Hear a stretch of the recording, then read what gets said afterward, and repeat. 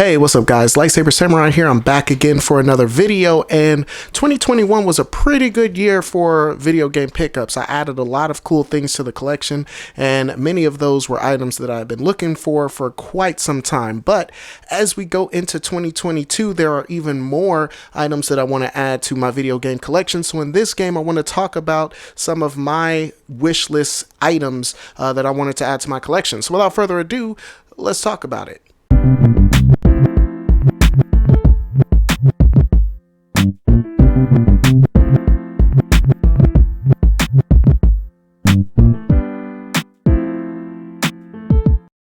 Okay, so number one on my list is a fairly obtainable one, and that is I want to add a PSP Go with the PSP Go charging dock to it. And essentially the reason why I want this is because I want to set up a kind of home station, like an ultimate PSP home station in my house. And so for those of you who've been watching the channel, you guys know I got that cool PlayStation monitor just a couple of weeks ago, and right now I've got one of my 3001s hooked up to it, as well as my Vita TV, and that's a fantastic solution. That screen is super crisp, and I really enjoy playing my handheld games on that. But I would really want to hook up a PSP Go that was modded and hacked with the full PSP library, and it'd be nice to play it with an actual DualShock 3 controller.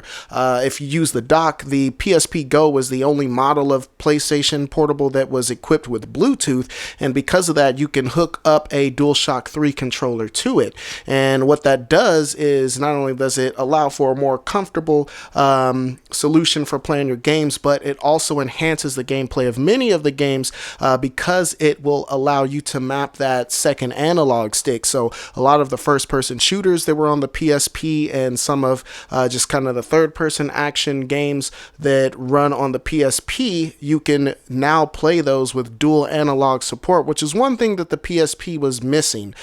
So I think that would be the best way to play these PlayStation portable games at home, and so I'm definitely looking for those. Those are kind of expensive now, and so I'm trying to look for anybody that I know that will give me a solid deal on the PSP or the port or both. So that is the first item. I really want to set that up so I can kind of build kind of the ultimate Sony handheld game station in my game room.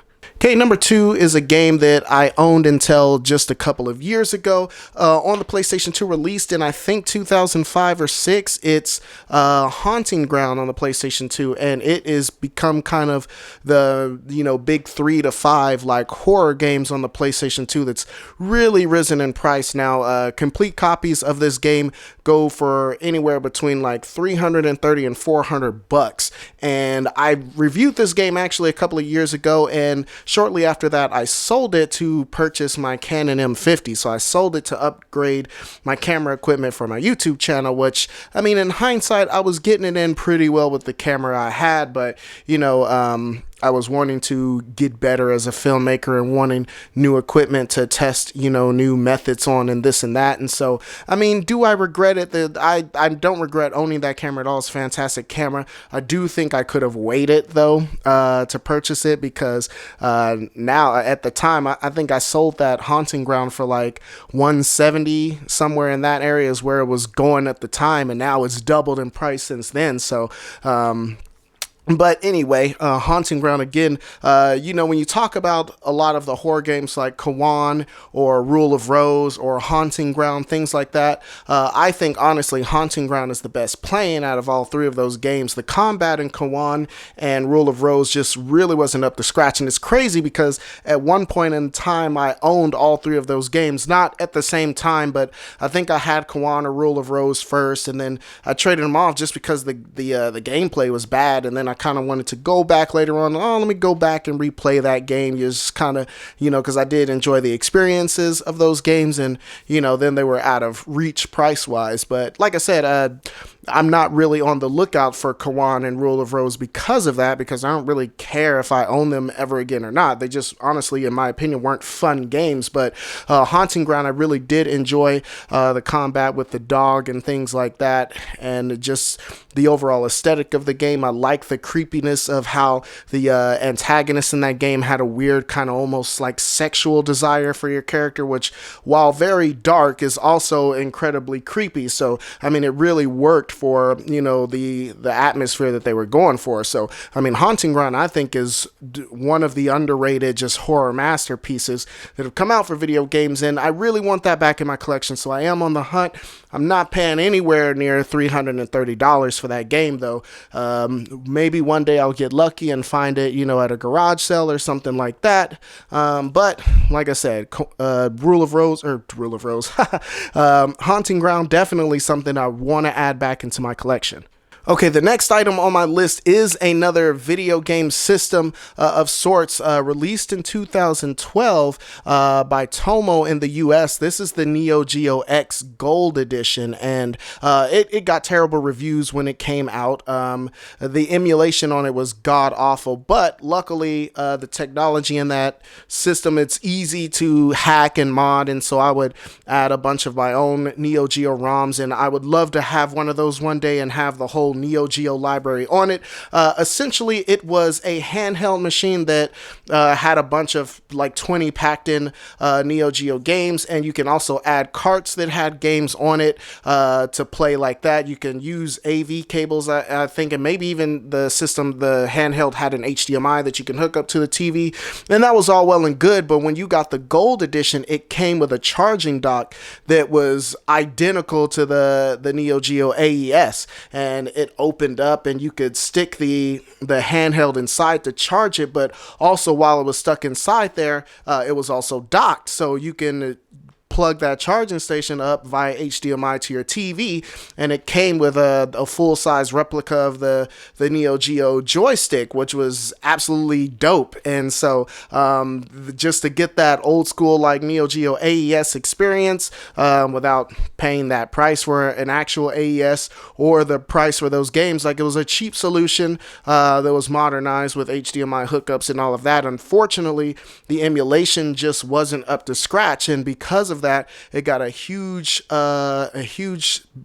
slew of bad reviews and a lot of backlash on it, and so people kind of forgot about it, but it's steadily been rising in price over the years, so I'm definitely on the lookout for that. I had a beat on one like 2 or 3 years ago. A guy was going to sell me one for $150 here locally, and I was ready for it, and then he just straight up ghosted me. So I don't know what happened there, but I haven't really had a real chance to get the NeoGeo X Gold since, but I've been on the lookout for it for years. So it's one of the longest running wish list items that's always been in the back of my mind. So if I could get a hold of a NeoGeo AES or a NeoGeo X Gold, preferably in the box, but that's not necessary, that would be awesome. I mean, to get it complete in box nowadays used is like $500, so I don't think I'll be doing that anytime soon, unfortunately.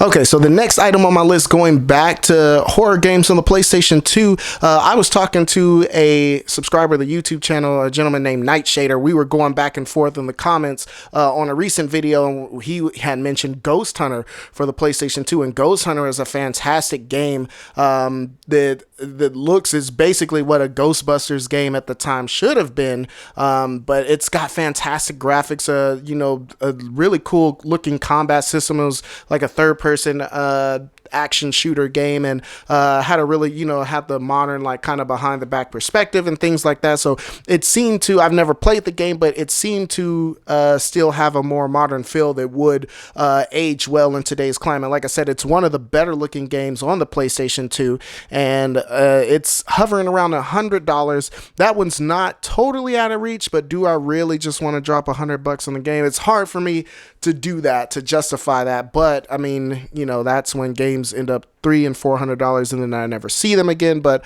Ghost Hunter was always a game on my wish list. As far as horror games go, it looked like the better playing ones, and that's kind of my thing with horror games. I like horror games, but the gameplay has really got to be up to scratch for me in most cases for me to really enjoy the horror game. So Ghost Hunter looks like it fits the bill. It looks exactly like something I would play, but unfortunately I've just never been able to get a hold of it. So I'm definitely on the lookout for Ghost Hunter.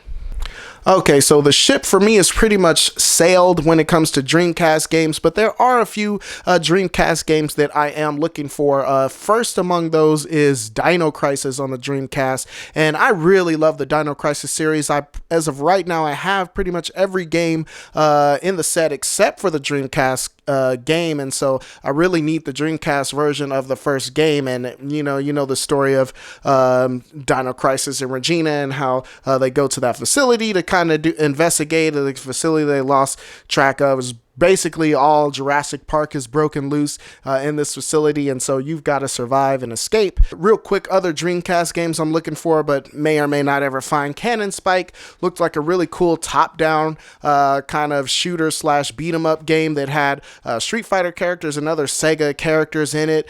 And so that looked like a really cool game. There was Project Justice, which is the sequel to Rival Schools on the PlayStation 1, which is a fantastic fighting game. Also, I'm looking for shooters like Ben-Gai-Oh. Ben-Gai-Oh was a really cool kind of remaster to the N64 game. It was a port, but it was definitely the superior port. Fantastic shooter by Treasure, I believe. And so yeah, there are a ton of games on the Dreamcast. Unfortunately, I kind of missed the boat on Dreamcast, and those prices are up now. But anytime I see Dreamcast games, that's always something I'm on the lookout for. Similarly to the Dreamcast is PlayStation Vita games. PlayStation Vita games, I caught the tail end of that, and I was very lucky to hop in even when I did. I basically, the ship had practically sailed when I hopped in the PSP, and I was lucky to get the Vita TV console. I got that, at GameStop for, I think I paid like $40 for it, so I got it right before they started to dry up.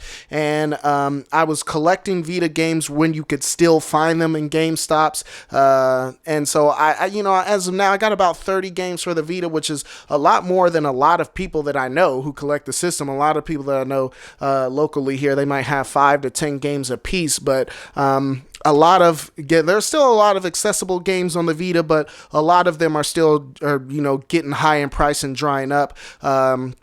There's a Shinobi-Do game on the PS Vita, which is basically the Tenchu creators acquired. They went on to create these Tenchu-like games after they lost the license and things like that. And Activision and K2 took the series over, but Acquire, they made Tenchu 1 and Tenchu 2, and after that they went on to make the Shinobu-Do games, and those are fantastic. There's a Way of the Samurai game that I mentioned recently. I think it's the last game in the Samurai series that I need to complete that subset.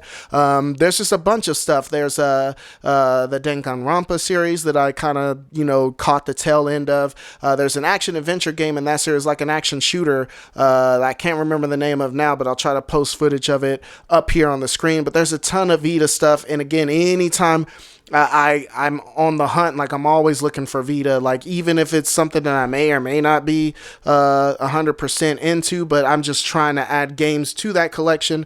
It's a fantastic system that really just didn't get the support that it needed, but luckily we did have companies like Play Asia or Limited Run that did bring a lot of these digital games to the physical format, but because of the nature of Limited Run or Play Asia, a lot of those games are hopping up in price too. So it's kind of a pretty expensive system to collect for, but I'm definitely always on the lookout for that stuff. Okay, and the final item that I wanted to talk about, and I know there are plenty more, I just can't think of it off the top of my head, but this one is probably the item that I've been looking for pretty much since I started collecting again in 2015, and I've been looking for this item at a good price ever since, and unfortunately it looks like I'm gonna have to bite the bullet and do it on eBay. I don't want to do it though because it's too expensive, but you guys know I'm a huge fan of the OG Xbox. I've got a lot of great games for the system, but there is one that I'm looking for. Of course, it's Steel Battalion, and to get the Steel Battalion, boxed with the big 40 button controller. That's something that I've been on the lookout for a very long time, but unfortunately, again, this set complete is upwards around $500. My buddy Scott from Retro Rivals, he got one, last year, and so I was super happy that he got that. I always wanted to try it out because for me, I really like to be immersed in games, so anything like, PlayStation VR, PlayStation Move, light gun games, like something that gives you more of a more physical, immersive experience. I'm all about that, and Steel Battalion was set to deliver that. And also from what I heard, is actually a pretty good game too. So, like I said, to get this complete in box, it's going to cost you $500, and that's kind of on the low end now. I think a lot of people are trying to sell it for like $7 now, and that's just way outside my wheelhouse as far as what I want to pay, but eventually I will get it one of these days. Alright guys, I do believe that's all I got for you, but let's talk about it in the comments section below. Questions, comments, concerns, threats. What are some items on your wish list for 2021? If you guys like this content, go ahead, hit that like button and subscribe. If you haven't done so already, you'll be glad you did. I do believe that's all I got for you.